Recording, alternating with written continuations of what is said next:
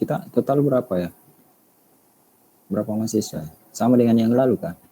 Sama Pak, 22. Tapi biasa yang aktif 18 atau 19 Pak. 19 D. Ya Pak. Bukan sudah memilih anunya ini, konsentrasinya di kalau angkatan. Itu juga saya kurang tahu Pak, karena katanya di semester 3 sudah pemilihan ini. Iya, konsentrasi. Tapi Enggak ya, belum ya? Iya, belum Oh, Pak. saya kira sudah dibagi biasanya. Nah, tapi ya nantilah ditanya ke manajemen STIMIK ya. Ya Pak. Oke, kuliah kita seperti yang sudah kita bicarakan kemarin ya, di pemodelan dan otomasi. Kemudian kita juga sudah bicarakan aturan-aturan kita selama 8 kali pertemuan ini. Nah, kalau kita lihat judulnya adalah pemodelan dan otomasi. Jadi kalau kita melihat judulnya ini, maka ada 2 bagian besar yang ada di kuliah ini, yaitu pemodelan dan otomasinya.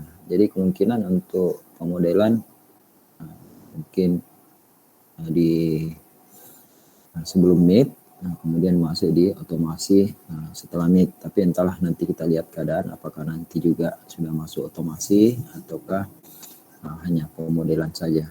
Kemudian seperti yang sudah saya katakan kemarin, bahwa pemodelan yang akan kita lakukan yaitu kita tidak akan membuat seperti market atau secara fisik suatu model, tapi karena kita berkaitan dengan komputer, maka kita mengarah ke simulasi. Jadi pemodelan dan simulasi. Kemudian masuk di sistem otomasinya. Jadi kemarin sudah saya tanyakan apa itu model dan apa itu pemodelan. Namun saya mau dengar kembali lagi. Kira-kira model itu apa ya? Ada yang masih ingat model?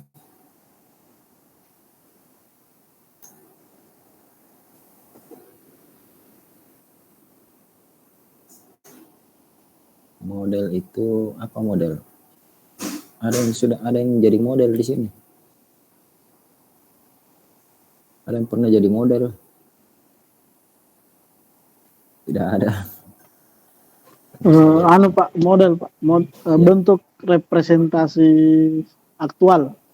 Ya, jadi model itu adalah salah satu bentuk yang menyerupai aslinya. Itu adalah model juga. Kalau seorang model, jadi seorang model tentunya dia adalah representasi dari semua orang-orang yang akan menggunakan, apakah model pakaian, ataukah dia sebagai seorang model penggunaan kosmetik misalnya. Jadi dia adalah representasi dari aktual dari semua orang-orang yang akan menggunakan produk tersebut. Nah, jadi kalau kita lihat beberapa orang yang sudah mendefinisikan bahwa model itu adalah suatu pola atau contoh dalam bentuk rancangan atau miniatur, atau biasa juga kita sebut prototype ya. Kalau bisa rancangan, miniatur itu biasa juga kita kalau di arsitek itu kita sebut maket miniatur, ataukah kalau kita merancang sebuah mobil atau pesawat, nah itu miniatur pesawat, miniatur mobil, atau maket pesawat, maket rumah, ataukah prototype juga bisa ya kita sebut seperti itu. Jadi model itu bisa kita sebut miniatur, bisa maket, bisa prototype, yang dibuat sebelum proses produksi yang sebenarnya. Jadi kalau Anda nantinya ingin membuat sesuatu, tentunya sebaiknya membuat modelnya dulu. Jadi kenapa harus begitu? Tentunya ada kelebihan-kelebihan yang akan kita dapatkan ketika kita membuat modelnya dulu. Jadi jangan langsung diproduksi. Kenapa? Kalau langsung diproduksi ada salah, tentunya harus diulang lagi. Jadi seperti dengan membuat rumah ya, jadi pengalaman. Mungkin ada di antara kita juga yang pengalaman membangun rumah. Nah, kalau tidak ada modelnya, tidak ada maketnya, apakah itu model dalam bentuk maket ataupun model dalam bentuk gambar, nah, itu akan memakan kos yang tinggi. Kenapa? Pada saat langsung dibikin, jadi di bayangan kita, oh sudah bagus begini. Tapi setelah jadi, nah, kayaknya tidak cocok ini. Ada misalnya ada tembok di sini, nah, dibongkar lagi. Nah, tidak cocok kayaknya jendelanya di sini. Jadi harusnya jendelanya itu di sebelah sini. Akhirnya jendela yang sudah dibangun dengan waktu dan biaya yang tidak sedikit, akhirnya dibongkar lagi. Nah, itu karena itu jadi model itu sangat penting sebelum proses produksi yang sebenarnya akan kita lakukan. Jadi proses produksi itu bisa juga mencakup proses pembangunan kalau itu rumah. Yang jelas proses sebelum diimplementasikannya ke dunia yang sebenarnya. Nah, itu ada model. Jadi model juga itu adalah penyajian masalah dalam bentuk lebih sederhana. Jadi kalau misalnya membangun rumah seperti yang saya contohkan, nah, tentunya kita menyajikan dalam bentuk sederhana. Jadi hanya ukurannya paling ukuran misalnya maket atau gambar itu kan ukurannya kecil saja, kita sederhanakan. Nah, tetapi diharapkan meskipun dia sederhana, diharapkan bahwa model yang kita bikin itu tentunya mewakili masalah. Jadi tidak berarti bahwa kita sederhanakan itu tidak menyerupai yang sebenarnya. Nah, kemudian tentunya karena disederhanakan, tentunya diharapkan itu lebih mudah dipahami. Jadi jangan kita menyederhanakan tapi tambah susah dipahami. Jadi kita menyederhanakan rumah, kita buat kecil, tapi tidak kelihatan di mana pintunya, di mana jendelanya, akhirnya tambah susah. Jadi itu bukan model yang bagus juga. Kemudian model itu ada juga mengatakan bahwa model itu dibuat sebelum masalah sebenarnya diselesaikan. Ini dilakukan dengan tujuan untuk mengurangi kerugian atau risiko yang mungkin akan terjadi pelaksanaan penyelesaian masalah. Jadi seperti yang saya katakan tadi bahwa pada saat kita membangun rumah atau membuat rancangan elektronik ya, membuat rancangan elektronik, misalnya kita ingin membuat prototipe dari sistem pemantauan kesehatan misalnya. Nah, kalau kita langsung produksi, pada saat kita gunakan tidak berfungsi secara maksimal, sehingga harus kita bongkar lagi, kita ulang lagi, sehingga akan menimbulkan kerugian ataupun risiko terhadap apa yang kita lakukan. Oleh karena itu dengan adanya model kita buat, itu akan mengurangi kerugian ataupun risiko yang mungkin akan terjadi pada saat pelaksanaan penyelesaian problem ataupun hal-hal yang akan kita buat nantinya. Kemudian ada juga mendefinisikan bahwa model adalah suatu representasi sederhana dari sebuah sistem atau proses atau teori. Bukan sistemnya ya, jadi bukan sistemnya yang dibuat sederhana, tetapi model suatu representasi. Jadi kalau tadi sudah dijawab bahwa model itu adalah representasi daripada benda sebenarnya, nah ini model itu adalah suatu representasi sederhana dari sebuah benda atau sistem. Jadi ingat sederhana tapi tadi ada syarat-syaratnya bahwa sudah mewakili semua sistem yang ada. Nah, kemudian mudah dipahami. Jadi kita membuat sederhana tidak berarti bahwa tidak mewakili sistem atau atribut-atribut yang ada yang melekat pada benda nyata tersebut. Nah, di dalam membuat model, jadi ada beberapa atribut atau karakteristik dari sifat dari benda yang dibuat. Itu kalau kita buat model tidak harus memiliki seluruh atribut yang ada. Jadi tidak harus semua atribut-atributnya ada ya di dalam membuat model. Jadi contoh sederhana kenapa saya sebut selalu rumah, karena itu lebih mudah barangkali karena sering juga kita lihat. Jadi tidak harus mewakili semua atribut yang ada di dalam rumah itu. Misalnya kamar mandinya harus ada kerannya, harus ada apanya, itu kan membuat paket. Tidak harus seluruh atribut di dalam setiap benda-benda yang ada di wujud asli dari model yang kita buat. Tetapi disederhanakan. Jadi kita sederhanakan, kemudian dikontrol, digeneralisasi atau diidealkan. Jadi kita membuat sebuah model, kadang-kadang kita mengidealkan. Jadi kalau misalnya di model matematika itu ataukah model komunikasi yang kita buat, jadi misalnya noise yang terjadi, itu kita idealkan dia sama dengan 0 misalnya. Jadi model yang kita buat ini dianggap bahwa kita dalam kondisi ideal. Ya, dalam kondisi ideal itu misalnya noise-nya atau gangguan-gangguan yang terjadi itu kita anggap tidak ada. Jadi ini kondisi ideal.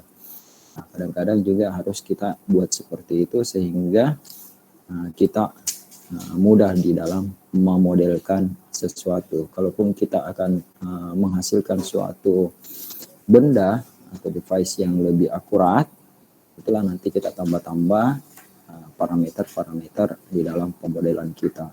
Tapi kadang-kadang disederhanakan, dikontrol, digeneralisasi atau diidealkan. Jadi kondisi ideal. Karena kita membuat sebuah model di dalam kondisi ideal.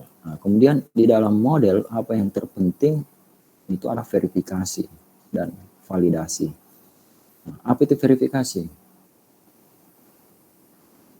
Verifikasi, kalau kita membuat model kita akan verifikasi. Apa maksudnya kita harus verifikasi dalam model?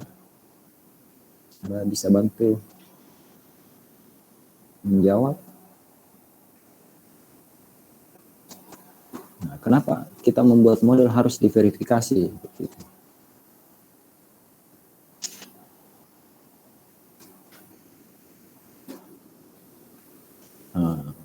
Verifikasi untuk sudah benar ya, mengatakan bahwa kita memverifikasi apakah model yang kita buat ini sesuai dengan apa yang kita inginkan. Jadi kita verifikasi, betulkah sesuai dengan yang kita inginkan? Kalau belum, ya tentunya kalau kita buat flowchart-nya ya kembali lagi kemana blok diagram yang harus diperbaiki. Jadi ini perlunya verifikasi. Jadi jangan kita buat modelnya sudah jadi tanpa ada proses verifikasi, langsung kita implementasi. Jadi prosesnya buat model, kemudian ada verifikasi untuk memastikan bahwa model yang kita buat ini sesuai dengan apa yang kita inginkan. Jadi ingat, sesuai dengan apa yang kita inginkan. Jadi bukan sesuai dengan apa yang orang inginkan. Kemudian setelah verifikasi, yang penting juga di dalam sebuah model itu validasi. Kenapa harus divalidasi? Dan apa definisi atau pengertian suatu validasi di dalam membuat sebuah model? Ya, kira-kira apa? Kenapa kita harus validasi? Tadi kita verifikasi supaya kita memastikan, kita meyakinkan bahwa model yang kita buat ini sesuai dengan apa yang kita akan buat atau sesuai dengan apa keinginan kita. Kemudian ada proses validasi. Kenapa harus kita validasi ini model?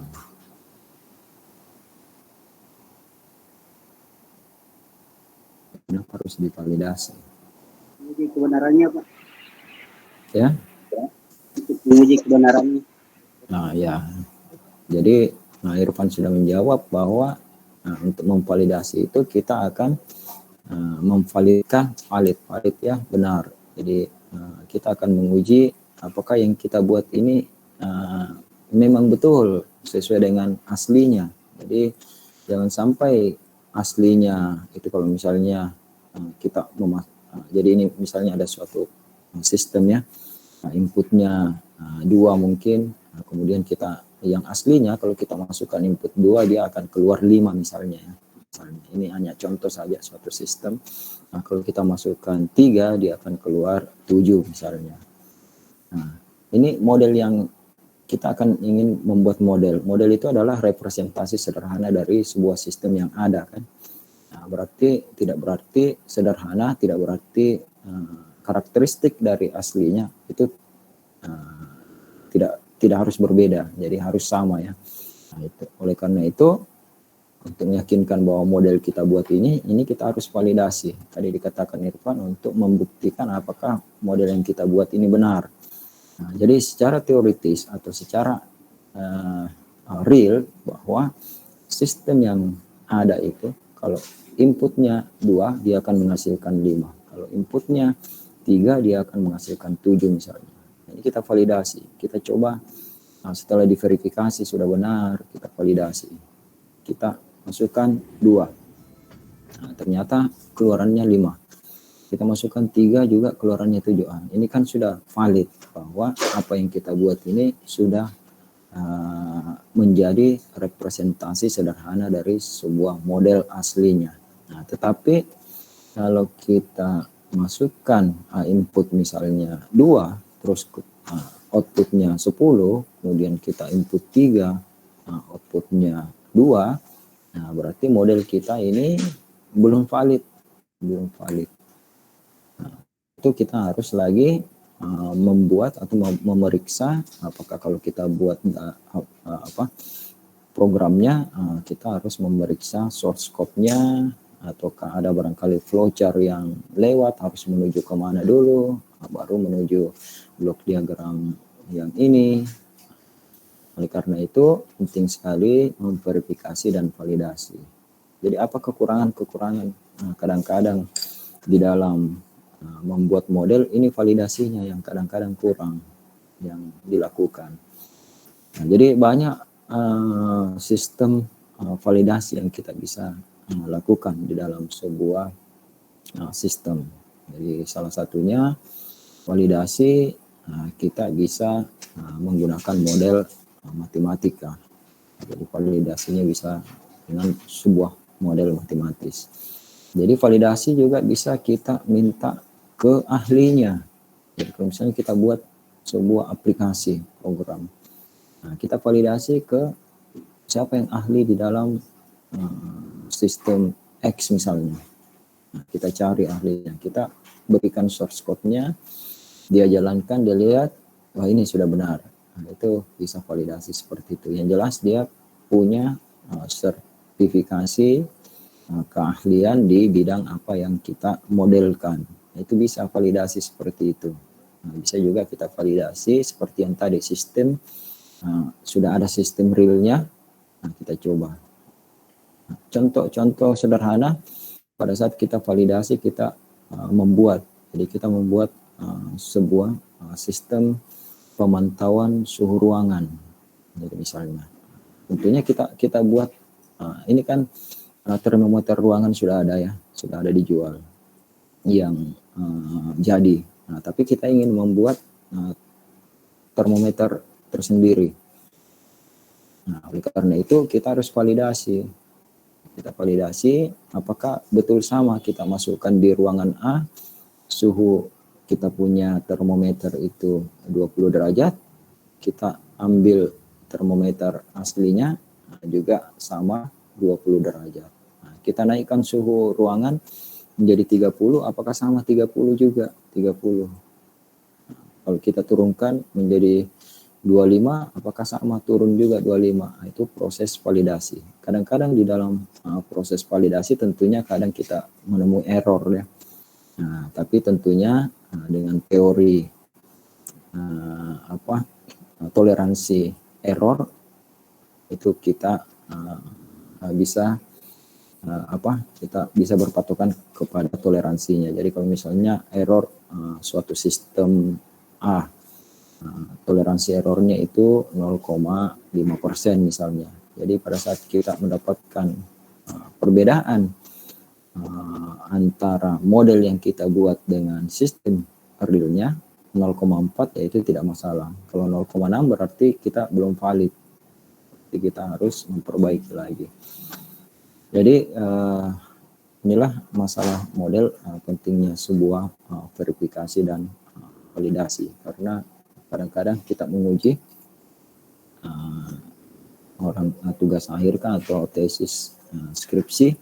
Nah, yang paling penting juga ditanyakan ini kadang-kadang adalah bagaimana cara Anda memvalidasi.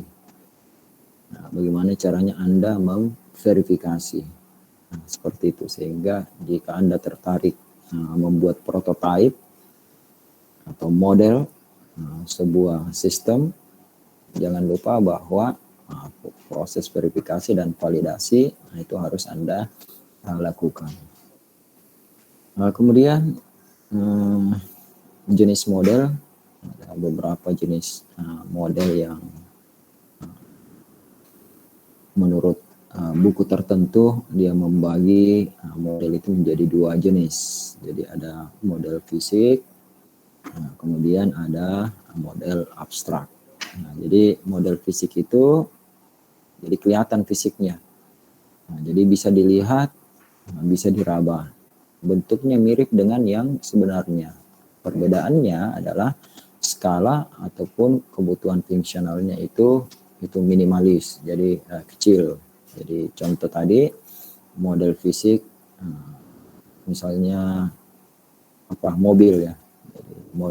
Jadi ada miniatur mobil, ingin dibuat sebuah realnya, dibuatkan modelnya, nah itu disebut model fisik. Nah, kenapa? Karena bisa dilihat, bisa diraba.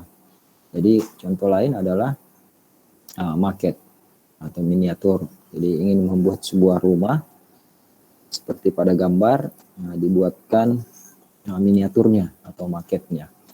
Nah, ini adalah salah satu contoh model fisik. Jadi bisa dilihat, kemudian bisa diraba, jadi kelihatan. Nah, kemudian ini contoh juga miniatur atau maket pesawat. Ini bisa dilihat, bisa diraba bentuknya pesawatnya, tapi ini adalah bentuk sederhana. Jadi kalau misalnya miniatur pesawat, tidak mungkin juga kita lihat di mana baut-bautnya dan sebagainya. Itu tidak kelihatan. Sama dengan mobil, miniaturnya tentunya tidak sedetail dengan model atau aslinya. Nah, kemudian model busana juga ada merupakan salah satu bentuk atau contoh model fisik. Nah, jadi sebelum di launching barangkali baju rancangannya, dia membuat modelnya dulu. Modelnya dilempar ke pasar, kalau banyak yang tertarik maka akan diproduksi secara massal. Itulah wujud asli dari model busana yang dirancang. Kemudian ini adalah salah satu model bumi kita. Jadi tidak mungkin kita membuat sebesar bumi ya. Maka untuk mempelajari bumi lebih mudah, lebih sederhana, lebih mudah dipahami, dibuatlah model seperti bumi. Inilah miniatur daripada bumi atau biasa disebut globe. Situ kelihatan Indonesia berada di atas Australia. Kalau kita tidak lihat globe atau kita tidak lihat miniatur bumi, tentunya kita tidak tahu di mana Australia. Kalau kita berdiri saja di Makassar seperti ini, ya kita tidak tahu di mana itu Australia, di mana itu Jepang misalnya, di mana itu India dan sebagainya. Nah, kemudian yang kedua adalah model abstrak. Model abstrak. Jadi model abstrak itu kalau tadi bisa dilihat, bisa diraba. Jadi model abstrak juga namanya abstrak, tapi ini bisa dilihat. Jadi gambar, tapi tidak bisa diraba. Jadi kenapa tidak bisa diraba? Karena misalnya dia digambar di kertas. Kertasnya bisa diraba, tetapi model rumahnya tidak bisa diraba. Hanya kertasnya yang bisa diraba. Ini disebut sebagai model abstrak. Jadi dia bisa dilihat, tidak bisa diraba dan tidak ada benda wujud seperti pada model fisik yang tadi. Nah, kemudian ini juga contoh model abstrak, jadi membuat sebuah rancangan mobil di kertas. Nah, ini bisa dilihat, tapi tidak bisa diraba bentuk mobilnya. Jadi yang bisa diraba hanya kertasnya saja. Nah, kemudian ini salah satu contoh diagram rancangan sirkuit elektronika. Nah, jadi tentunya untuk memudahkan kita membuat real elektroniknya, sebaiknya kita buat modelnya dulu. Jadi kita buat modelnya, coba kita simulasi berjalan dengan bagus, kemudian baru kita buat secara real peralatan elektronikanya. Kenapa? Kalau kita misalnya di kepala kita, saya akan membuat sebuah speaker misalnya yang kekuatannya bisa sampai berapa dB. Tanpa membuat modelnya, langsung dibuat rangkaian sesuai dengan apa yang ada di kepala kita. Akhirnya pada saat jadi di testing tidak sesuai harapan. Apa yang terjadi kalau tidak sesuai harapan? Tentunya kita bongkar lagi dari sesuatu yang sudah jadi secara fisik. Kita bongkar, akhirnya menimbulkan risiko dan biaya yang tidak sedikit. Tapi kalau kita buat modelnya seperti ini, kita testing, misalnya kita simulasikan menggunakan apakah EWB ataukah aplikasi lain, itu sudah running dengan bagus, itu kita bisa produksi seperti itu. Kemudian ini juga salah satu bentuk abstrak dalam algoritma atau flowchart. Jadi kita ingin membuat sebuah model, bisa kita buat algoritmanya, kita bisa buat flowchart-nya. Flowchart inilah, algoritma inilah merupakan sebuah model juga. Jadi kalau misalnya kita ingin merancang mencari jalan yang terpendek dalam sebuah jaringan misalnya, kita bisa buat algoritmanya, kemudian apakah algoritma itu dalam bentuk flowchart atau dalam bentuk pseudocode, bisa. Jadi misalnya kita buat dalam bentuk flowchart algoritmanya. Kita testing, kita pelajari, ternyata sudah oke, kita aplikasikan di dalam sebuah real aplikasi algoritma yang kita buat. Kemudian jenis model yang lain dari kita bisa lihat, selain abstrak, kemudian selain fisik, model fisik, juga ada namanya model ikonik. Jadi model ikonik ini adalah model yang mengandung karakteristik dan properti nyata dari suatu sistem yang dimodelkan. Contoh bentuk pilot plan dari suatu pabrik. Jadi ada karakteristik dan properti nyata yang sudah ada di dalam model itu. Inilah kita sebut sebagai model ikonik. Kemudian ada model analog dan model simbolik. Kalau model analog ini model sebagai analogi dari suatu keadaan nyata. Jadi sebenarnya mirip-mirip semua tadi. Gitu. Jadi kalau misalnya contoh model histogram, di mana panjang batang itu adalah representasi dari frekuensi. Semakin panjang batangnya, semakin tinggi frekuensinya. Ini bisa kita sebut sebagai model analog. Kemudian ada model simbolik atau model matematis, menggunakan simbol sebagai properti dari sistem yang dimodelkan. Jadi contoh misalnya persamaan kecepatan. Persamaan kecepatan itu adalah V dikali T. Jadi jarak V dikali T adalah jarak ya. Jarak sama dengan kecepatan dikali dengan waktu. Ini adalah salah satu model simbolik atau matematis. Jadi banyak model matematis yang bisa kita lakukan. Tapi biasanya kalau kita di engineer ya atau di informatika, kadang-kadang banyak masalah-masalah yang kita temui, agak susah kita bermain di matematisnya. Nah, kenapa? Karena kita sudah terbiasa menggunakan aplikasi yang sudah jadi. Nah, sehingga secara model matematis ini sangat jarang dibuat oleh orang-orang engineer ataupun orang-orang di informatik. Kenapa? Sudah terbiasa dengan aplikasi yang sudah ada. Jadi misalnya MATLAB. Jadi MATLAB itu kita tidak perlu lagi membuat model matematisnya. Jadi kenapa? Karena sudah ada toolbox yang ada di MATLAB itu yang bisa kita langsung gunakan. Jadi kita tidak perlu tahu lagi bagaimana persamaan di dalam blok diagram itu. Tetapi kita tinggal memanggil saja dan akhirnya keluar output yang kita inginkan. Ini sangat jarang saya lihat tugas akhir ataupun tesis di engineer ataupun di informatik itu lengkap itu model matematisnya.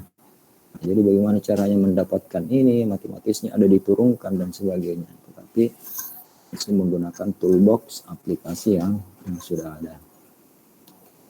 Nah, kalau kita bicara model matematis itu ada model matematis deskriptif dan ada yang normatif. Kalau deskriptif itu model yang mendeskripsikan perilaku dari sistem.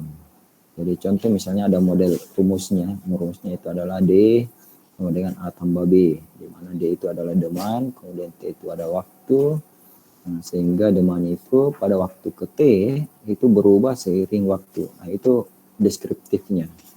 Nah, tetapi secara matematisnya itu rumusnya adalah D sama dengan A ditambah B. Kemudian ada model matematis normatif. Nah, model ini untuk mengambil keputusan. Contoh model tata letak sebuah pabrik misalnya. Jadi diputuskan bahwa letak sebuah pabrik itu di situ berdasarkan model matematis normatif yang sudah dibuat. Namun jarang ya, saya katakan tadi bahwa jarang menggunakan pemodelan matematis yang kita lakukan. Tapi yang dilakukan adalah model yang berbasis aplikasi atau simulasi.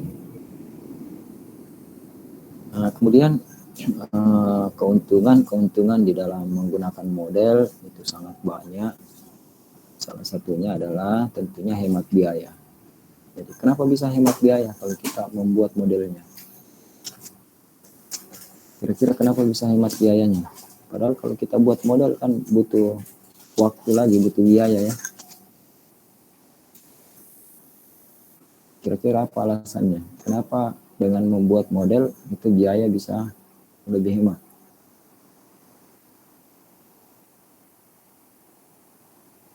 Ada bisa bantu jawab?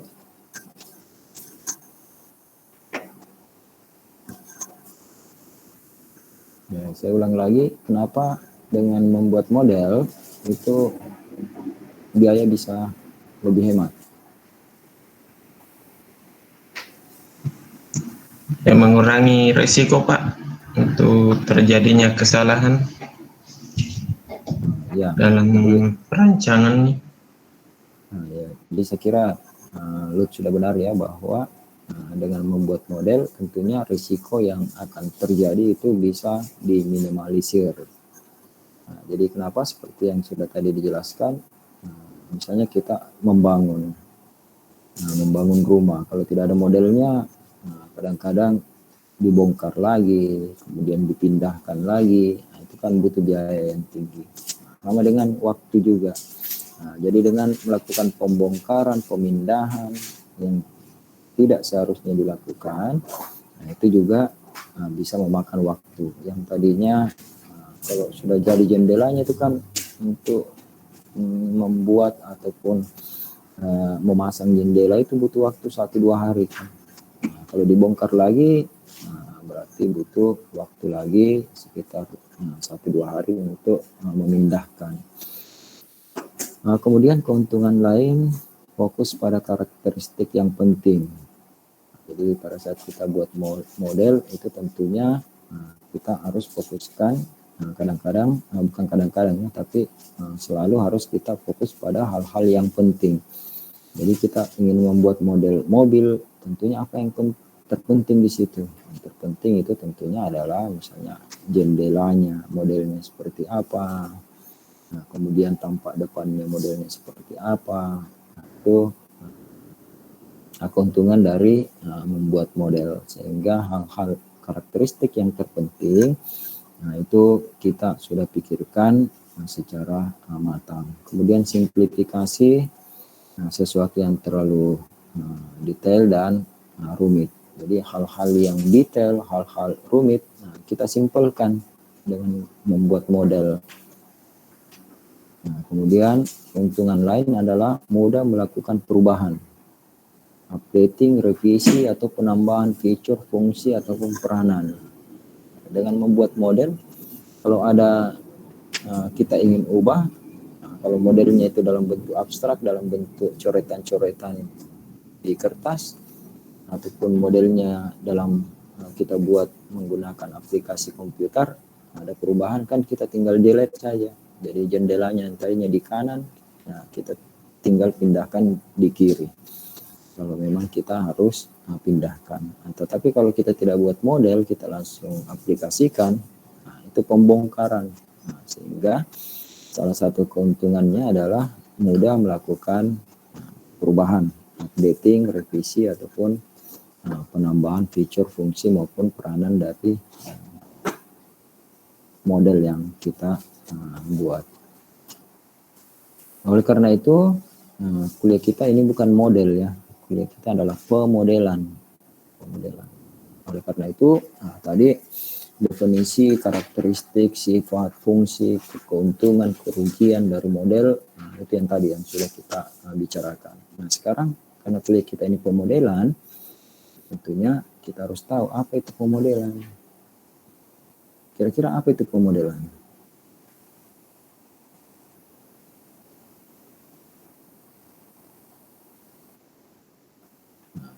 Harun, cara membuat model. Jadi pemodelan itu adalah bagaimana caranya kita membuat sebuah model. Nah, itulah pemodelan. Jadi pemodelan adalah proses. Jadi proses yang dilakukan untuk membuat sebuah model yang sesuai dengan tujuan dari pemecahan masalah yang akan kita selesaikan. Jadi inilah yang kita pelajari, bagaimana cara membuat model, bagaimana proses yang harus kita lakukan dalam membuat model. Nah, kemudian tujuan dari pemodelan ini adalah untuk menganalisa dan memberi prediksi yang dapat mendekati kenyataan sebelum sistem kita terapkan di secara real. Jadi kalau kita lihat gambarnya ada suatu problem kita pikirkan, kita akan menyelesaikan masalah ini. Nah, bagaimana cara menyelesaikan masalah ini? Coba kita buat modelnya.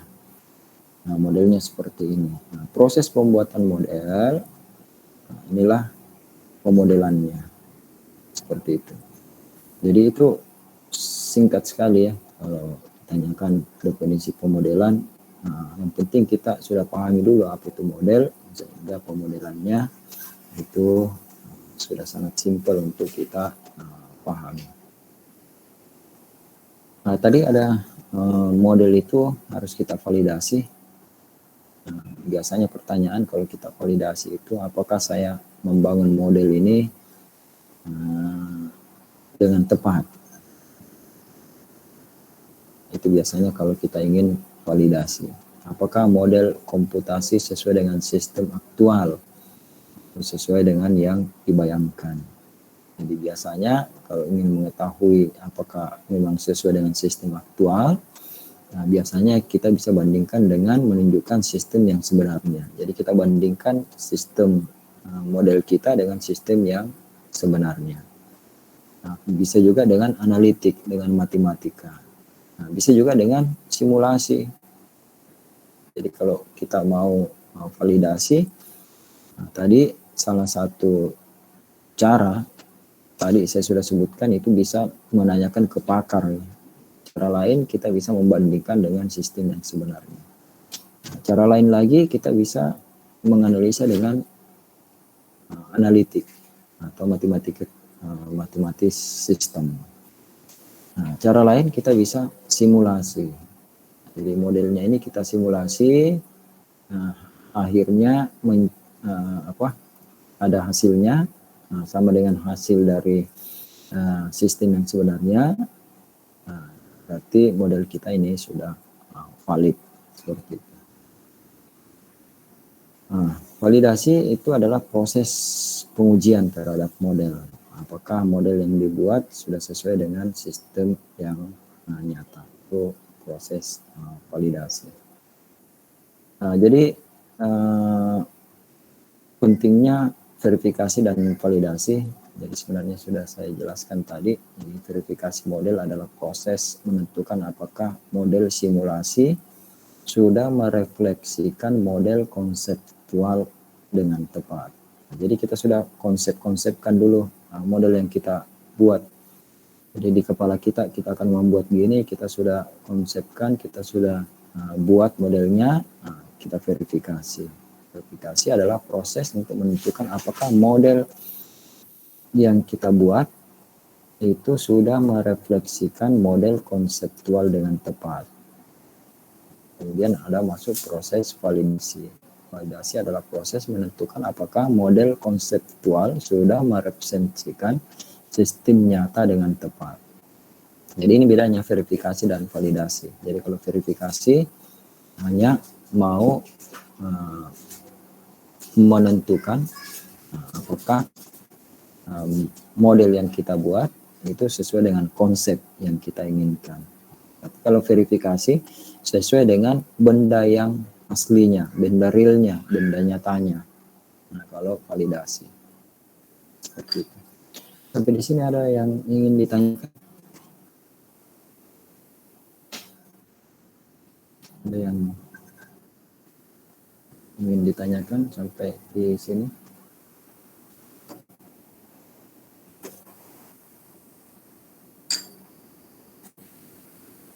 Nanti untuk tugas 1 nanti saya info kalau saya sudah posting ya. Saya info ke Lut atau yang mendampingi Lut kalau saya sudah posting. Jadi saya belum posting tugasnya, nanti setelah saya posting baru saya infokan. Ada yang mau ditanyakan sampai di sini? Model dan pemodelan.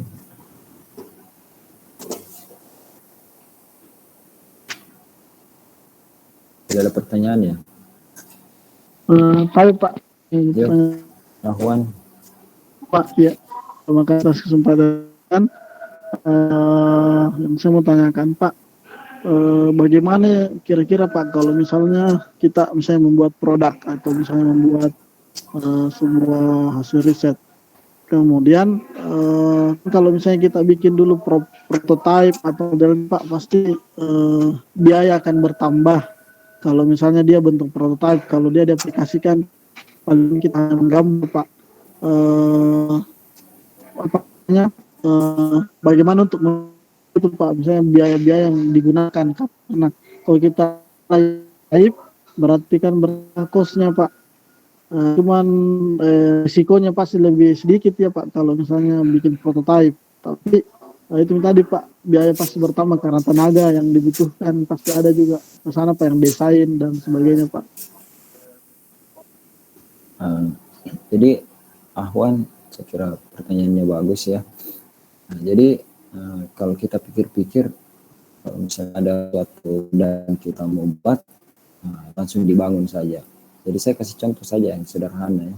Jadi kenapa saya selalu rumah, karena mungkin di antara kita sudah kalah membangun rumah ataupun kehidupan sehari-hari melihat seperti itu.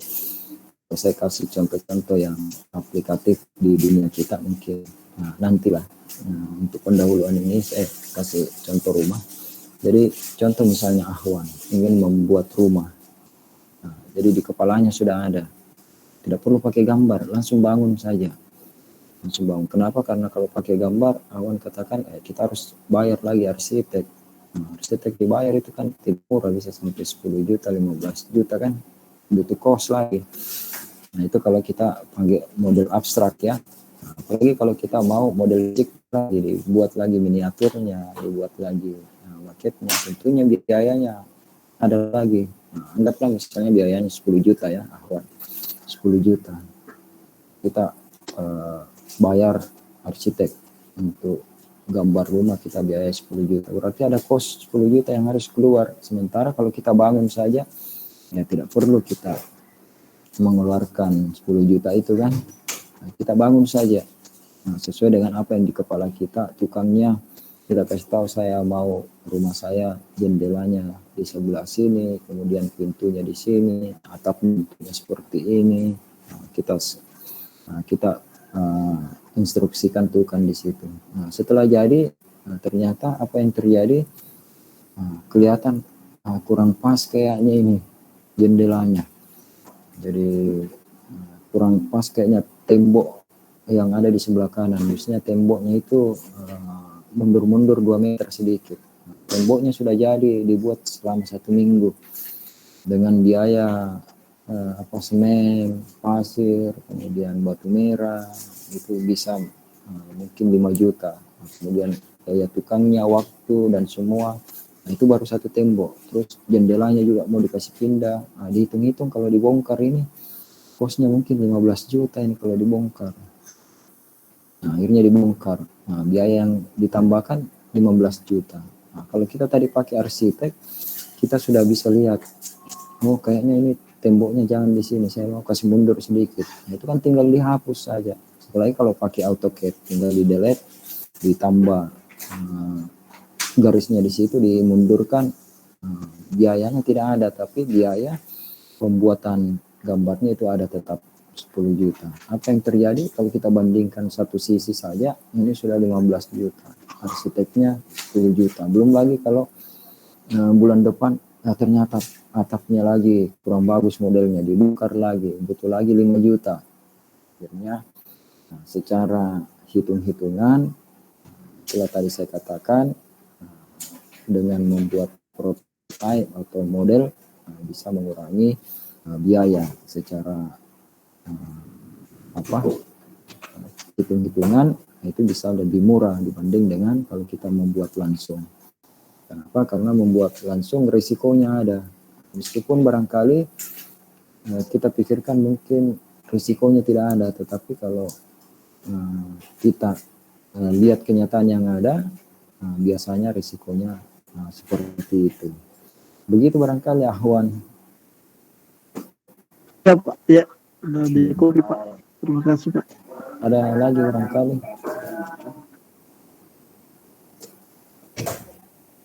Sudah mengaji masjid dekat rumahnya. Ada pertanyaan? Oke, kalau tidak ada, Lut minta absennya ya, Lut dikirim ke saya. Iya Pak. Ya, yang hadir ini kalau saya lihat ada 14 orang ya, 14 orang. Entah tadi mungkin ada yang masuk terus masalah jaringan bermasalah, tapi hingga saat ini ada 14 Lut ya. Oke, kalau tidak ada 16 Pak. Tunggu saya lihat. Oh iya, 17 ya. 17. Iya Pak. 17 orang. Oke, kalau tidak ada pertanyaan, insya Allah minggu depan masuk ya Lut ya. Masuk Pak. Oh ya, insya Allah minggu depan dengan waktu dan jam yang sama. Kalau ada perubahan, saya akan informasikan ke Lut atau pendampingnya. Oke, terima kasih atas kehadirannya.